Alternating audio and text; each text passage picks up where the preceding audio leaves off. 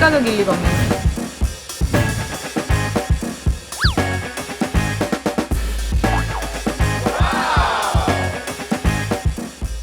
이 편에서 울산 아파트 값을 상승시킨 과열 주범들이 누군지 확인을 해보았는데요. 그 중에서 외지 투기 세력들 유입이 가장 큰 영향을 미쳤습니다. 그런데 정부와 지자체들은 왜 이들을 사전에 차단하지 못했을까요? 울산에 미친 부동산 마지막 3부는 아파트값 폭등 누구의 책임인가 탑3입니다. 이번에는 1위부터 알려드리도록 하겠습니다. 울산 아파트값 급등 그 책임의 1위는 정부입니다. 그동안 정부가 내놓은 부동산 대책은 24개. 그러나 집값 상승세는 서울 강남에서 외곽으로, 수도권에서 지방으로 다시 서울로 옮겨붙고 있습니다. 그야말로 부동산 시장은 아직도 불장입니다. 작년 12월 16일 부동산 대책으로 유발됐던 풍선 효과를 미연에 방지하고자 정부는 6월 17일 수도권 대부분 지역을 규제 지역으로 지정하고 갭투자 방지를 위해 대출 문턱을 높이고 실거주 여건을 강화했습니다. 그러나 6월 서울 아파트 거래량은 1만 5,615건으로 14년 만에 최대치를 기록했고 급기야 풍선 효과까지 일어나 집값 급등은 지방으로까지 번지고 말았습니다. 그러자 정부는 지방에도 추가 규제 지역 카드를 내밀었습니다. 이러한 정부의 두더지 잡기식 규제 지역 지정은 결국 또 다른 풍선 효과를 불러와 더 많은 지역의 주거 불안정을 야기하고 있습니다. 규제 지역의 집값도 제대로 잡지 못하는 데다 인근 비규제 지역의 집값만 더 올리는 정부의 부동산 대책. 상황이 이러한 가운데 새로운 국토부 장관이 내정됐습니다. 변창흠 후보자는 서울에 주택을 많이 공급할 수 있는 방안을 우선 추진하겠다고 밝혔는데요. 변 후보자가 제대로 된 집값 안정 해법을 내놓지 않을 경우 비판 여론은 걷잡을 수 없을 것으로 보입니다.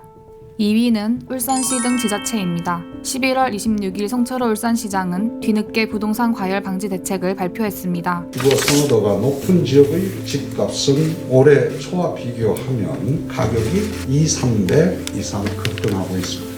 대책 방안은 크게 세 가지로 투기 세력 유입 방지 강화, 주거 약자에 대한 주택 공급 지원, 적극적인 부동산 안정화 정책이 추진될 것이며 하지만 이미 너무나도 치솟아버린 울산의 집값, 울산시 스스로도 늦었다는 것을 알고 있었습니다. 조금 저희들이 좀 빨리 캐치하고 좀 대책을 수기를 했다면 9월달이나 10월달쯤이면 부동산 대책과 관련해서 안정화를 위한 정책 자체들이 발표가 됐어야 됐었고 조금 늦은 감이 없지 않아 있어서 공인중개사 사무소를 통해서가 아니라 이 공식적인 자료들 국민은행 실거래가 이런 거 있지 않습니까? 이런 거를 통해서 파악을 하다 보니까 좀 현실하고 조금 갭이 너무 많아요. 사실 투기 세력에 대한 유입 방지를 하다가 공산주의도 아니고 참 힘들잖아요. 가령 이제 재선 조회를 한다든지 이렇게 할 수도 없는 노릇이고 기껏 할 수 있는 것이 뭐냐면은 청약에 관한 이제 지역 제한, 거주 지역 제한 이 정도 수준인데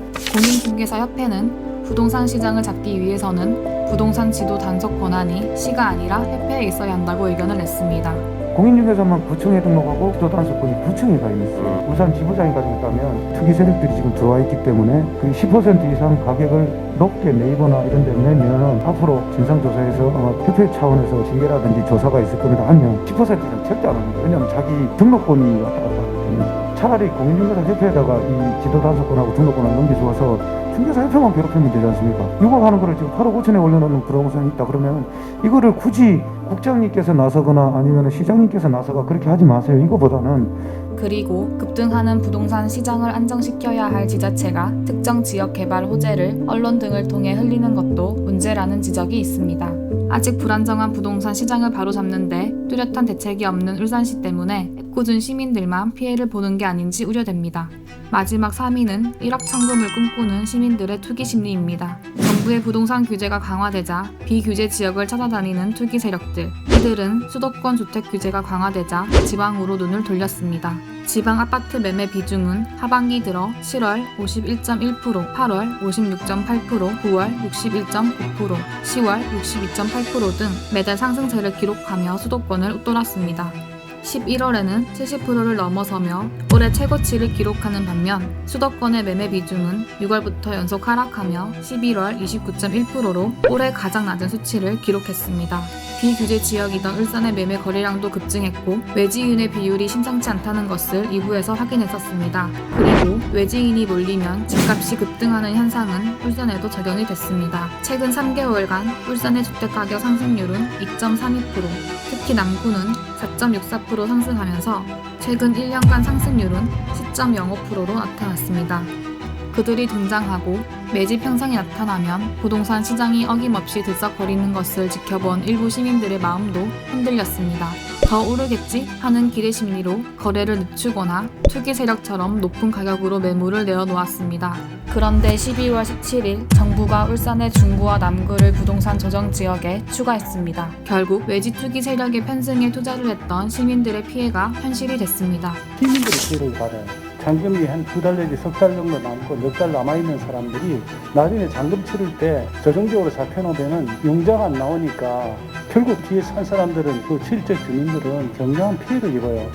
지금까지 울산의 아파트 급등 현상에 대해 취재를 해보았는데요. 이제는 울산시가 땡방식 규제 대책이 아니라 실효성 있는 방안을 내놓아야 하지 않을까요?